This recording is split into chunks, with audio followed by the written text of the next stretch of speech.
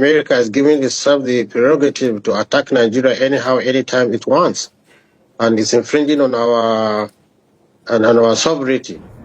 So this is very uncalled for. Nigerian military can handle the situation very well, but it needs support. Support not from the direct attack and aggression from a foreigner on the country. Nigeria, we had a civil war in which many countries assisted Nigeria in quelling that rebellion. And this is the kind of assistance Nigerians need, not direct intervention from a foreigner that has threatened and disgraced the country. Trump was quoted as saying it's a disgraced country. So how can we allow ourselves to be disgraced by this man? And President Trump says the attacks were intended to protect Christians who the U.S. claims are victims of terrorists in the region. How justified is that explanation? What other motivation could Washington have to strike, do you think?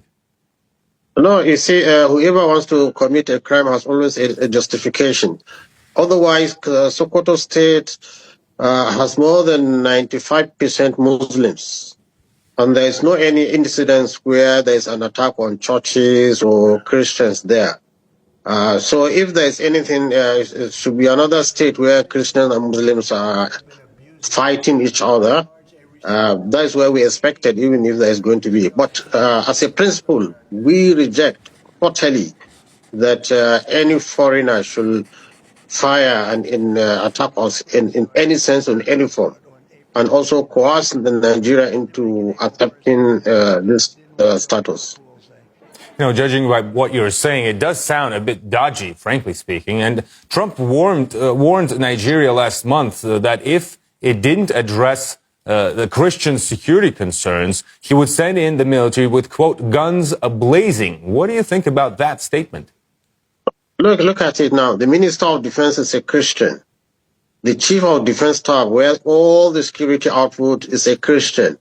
So what else do you want us to do? Will these Christians be killing Christians? There's nothing like Christian genocide. It's just a claim by them. If they want to commit everything, they have also a reason, the justification. But there is no any Christian genocide in Nigeria. Well, are Christian killed and Muslim killed? Yes, there is killing between herders and farmers clashes, which has metamorphosed into what we are seeing now. Clashes all over the fault lines.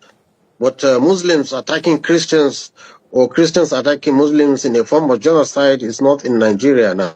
So it's just a claim, and they have an ulterior motive, which is what all Nigerians, most Nigerians believe. Maybe they want a base in Nigeria because they don't have access to the Sahel region and many other things. Nigeria is full of minerals. Nigeria is an oil-producing country. Nigeria has gold, uranium, or name it, we have it. So I think there is a foreign greed about what Nigeria has.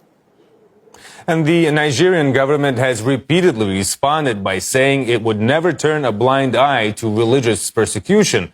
How could a large-scale operation be expected to root out extremist groups in rural parts of the country? No, it's not. In fact, militarily, it's not even possible, because the real terrorists are somewhere in the northeast of Nigeria. Now they will be hiding and getting themselves, because they have seen what America can do. It's not going to cure anything. It's only going to destabilize the nation. And look at how villagers now are afraid. They can't even, they can't sleep in their villages. And it will come to a situation, if they continue like that, villagers would prefer even the terrorists than this big terror, dropping bombs and missiles on people's homes and people's land. And Nigeria has also confirmed that it's engaged in a security operation with the United States. What do you think about that cooperation, especially given the U.S. track record on eliminating terrorist groups in Africa? You see, if there is that cooperation, we need to hear it before the attack from Nigerian sources. But Trump has said it is a Christmas gift he has given to Nigerians. And so I think the discrepancy between the narration between the Nigerian government and the American